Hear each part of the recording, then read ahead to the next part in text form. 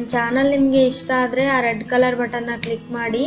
ನಾನು ಅಪ್ಲೋಡ್ ಮಾಡಿದ ತಕ್ಷಣ ವಿಡಿಯೋ ನೋಡೋದಕ್ಕೆ ಈ ಪಕ್ಕದಲ್ಲೇ ಇರೋ ಬೆಲ್ ಐಕನ್ನು ಕೂಡ ಪ್ರೆಸ್ ಮಾಡಿ. Hi friends, welcome back to my channel. ಇವತ್ತಿನ ಈ ವಿಡಿಯೋದಲ್ಲಿ ಸಾಫ್ಟ್ ಆಗಿ ಮತ್ತು ಪದರವಾಗಿ ತೆಳುವಾಗಿ ಚಪಾತಿನ ಹೇಗೆ ಮಾಡೋದು ಅಂತ ನಮ್ಮಮ್ಮ ತೋರಿಸ್ಕೊಡ್ತಾರೆ.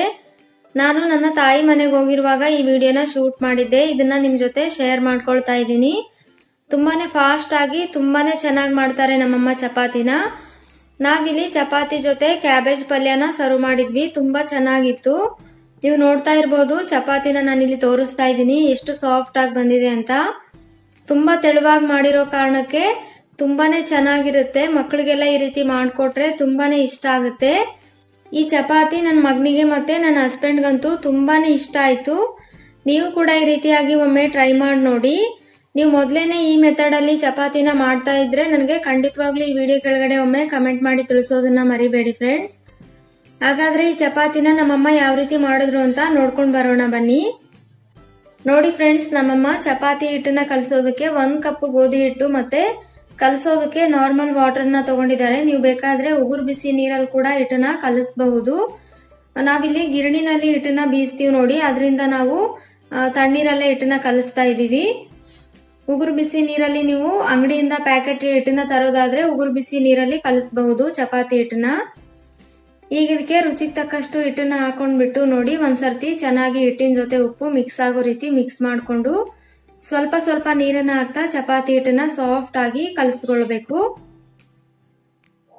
ನೀರನ್ನ ಒಟ್ಟಿಗೆ ಹಾಕಿ ಕಲಸಬೇಡಿ, ಸ್ವಲ್ಪ ಸ್ವಲ್ಪನೇ ಹಾಕಿ ನೋಡಿ ಈ ರೀತಿಯಾಗಿ ಕಲಸ್ಬೇಕಾಗತ್ತೆ. ಚಪಾತಿ ಸಾಫ್ಟ್ ಆಗಿ ಬರೋದಕ್ಕೆ ನೀವು ಹಿಟ್ಟನ್ನ ಚೆನ್ನಾಗಿ ನಾದ್ಕೊಳ್ತಾನೆ ಕಲಸ್ಬೇಕಾಗತ್ತೆ. ನಮ್ಮಮ್ಮ ಈ ರೀತಿ 2 ಕೈನಲ್ಲೇ ಕಲಿಸ್ತಾರೆ. ಈ ರೀತಿನೇ ಅಭ್ಯಾಸ ಆಗಿರೋದ್ರಿಂದ ಈ ರೀತಿ ಕಲಸೋದ್ರಿಂದ ಕೂಡ ಚಪಾತಿ ಸಾಫ್ಟ್ ಆಗಿ ಬರುತ್ತೆ. ನೋಡಿದ್ರಲ್ವಾ ಫ್ರೆಂಡ್ಸ್, ಹಾಗಾದ್ರೆ ಚಪಾತಿ ಹಿಟ್ಟನ್ನ ಈ ರೀತಿ ಸಾಫ್ಟ್ ಆಗಿ ಕಲಸ್ಕೊಂಡಿದ್ದಾರೆ. ಈಗ ಇದನ್ನ ನೀವು ಯಾವ ಸೈಜ್ ನಲ್ಲಿ ಚಪಾತಿನ ಮಾಡೋದಕ್ಕೆ ಅನ್ಕೊಳ್ತೀರೋ ಉಂಡೆಗಳನ್ನ ಮಾಡ್ಕೊಂಡು ಇಟ್ಕೊಳ್ಳಿ. ನಮ್ಮಮ್ಮ ಇಲ್ಲಿ ಮೀಡಿಯಂ ಸೈಜ್ ನಲ್ಲಿ ಉಂಡೆಗಳನ್ನ ಮಾಡ್ಕೊಂಡು ಇಟ್ಕೊಳ್ತಿದ್ದಾರೆ. ಹಿಟ್ಟನ್ನೆಲ್ಲಾನು ಕೂಡ ಮೊದಲು ಉಂಡೆಗಳನ್ನ ಮಾಡ್ಕೊಂಡು ಇಟ್ಕೊಳ್ತಿದ್ದಾರೆ ನೋಡಿ.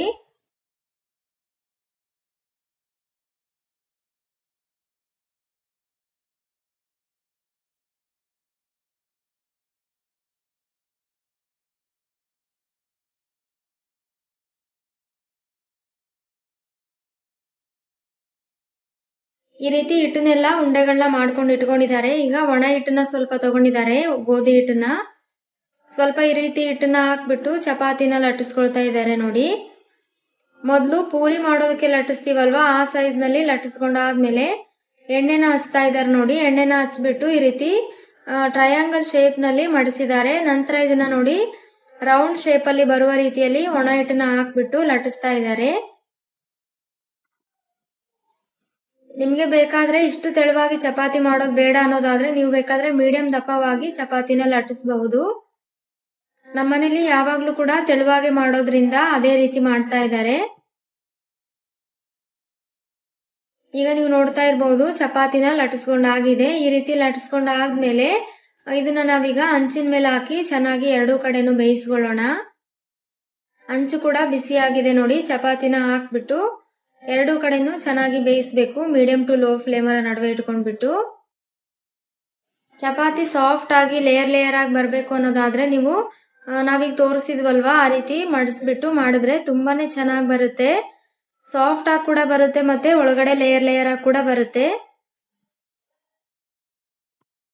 ಈ ರೀತಿ ತಿರುಗಿಸ್ತಾ ಚಪಾತಿನ 2 ಕಡೆನೂ ಚೆನ್ನಾಗಿ ಬೇಯಿಸ್ಕೊಳ್ಬೇಕು. ಆ ರೀತಿ ಬೇಯಿಸೋದ್ರಿಂದ ಎಲ್ಲಾ ಕಡೆನೂ ಚೆನ್ನಾಗಿ ಹೊಂಬಣ್ಣ ಬರೋ ರೀತಿ ಚೆನ್ನಾಗಿ ಚಪಾತಿ ಬೇಯುತ್ತೆ. ಒಂದ್ ಕಡೆ ಎಣ್ಣೆನ ಹಚ್ಚಾದ್ಮೇಲೆ ಮತ್ತೊಮ್ಮೆ ತಿರುಗಿಸಾಕ್ಬಿಟ್ಟು ಇನ್ನೊಂದ್ ಕಡೆನೂ ಕೂಡ ಚಪಾತಿಗೆ ಎಣ್ಣೆನ ಹಚ್ತಾ ಇದ್ದಾರೆ ನೋಡಿ.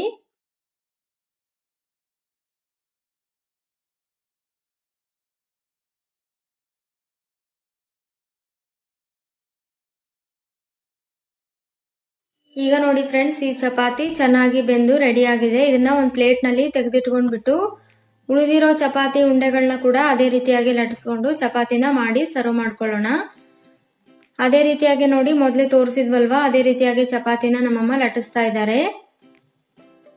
ಚಪಾತಿನ ಈ ರೀತಿ ಲಟ್ಟಿಸ್ಬಿಟ್ಟು ತಕ್ಷಣನೇ ಬೇಯಿಸಿ ನಿಮ್ಗೆ ಅಭ್ಯಾಸ ಇಲ್ಲ ಅನ್ನೋದಾದ್ರೆ ನೀವು ಮೊದಲೇನೆ ಒಂದು ಪ್ಲೇಟ್ನಲ್ಲಿ ಈ ರೀತಿ ಚಪಾತಿ ಹಿಟ್ಟನ್ನೆಲ್ಲ ಕೂಡ ಉಂಡೆಗಳನ್ನ ಮಾಡಿಟ್ಕೊಂಡು ನಂತರ ಚಪಾತಿನ ಲಟ್ಟಿಸ್ಬಿಟ್ಟು ಒಂದು ಪ್ಲೇಟ್ನಲ್ಲಿ ತೆಗೆದಿಟ್ಕೊಂಡು ನಂತರ ನೀವು ಕಾವಲಿನ ಬಿಸಿ ಮಾಡ್ಕೊಂಡ್ಬಿಟ್ಟು ಚಪಾತಿನ ಒಟ್ಟಿಗೆನೆ ಬೇಯಿಸಬಹುದು. ಈ ರೀತಿ ಅಭ್ಯಾಸ ಇರೋದಾದ್ರೆ ನೀವು ಈ ರೀತಿನೇ ಮಾಡಬಹುದು. ನಿಮ್ಗೆ ಯಾವ ರೀತಿ ಅನುಕೂಲ ಆಗುತ್ತೆ ನೀವು ಆ ರೀತಿ ಮಾಡಬಹುದು.